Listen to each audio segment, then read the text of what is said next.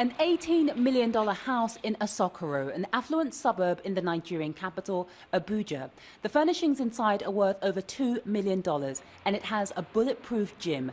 The government says it was bought with public money allegedly stolen by the former petroleum minister. It's part of the $10.3 billion worth of assets and cash recovered that had been stolen during the last government.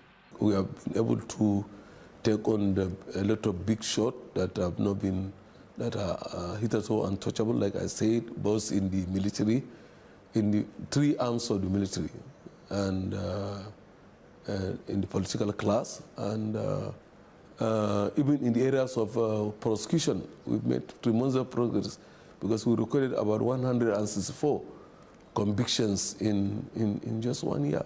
The government says most of the stolen money was kept at home in cash or in banks, or spent on luxury travel, vehicles and residential properties like this one, not just in Abuja, but in other cities, including London and Dubai.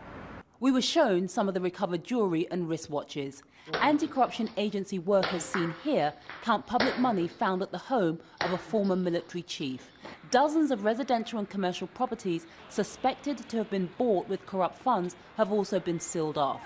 President Muhammadu Buhari was elected last year on the promise of making the fight against corruption his top priority. He blames the previous administration of former President Goodluck Jonathan for most of the looting. On Monday, Jonathan denied all allegations of corruption and said he did a good job curbing it.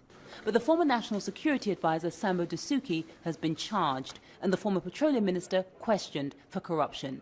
Despite the recoveries, anti-corruption activists say more needs to be done. A lot of banks in Nigeria, a lot of oil companies in Nigeria, a lot of construction companies in Nigeria, a lot of communication companies in Nigeria are conniving to siphon this money. And the anti-corruption agency has been accused of being partisan in how it's tackling graft. No, not my EFCC, not the EFCC of today.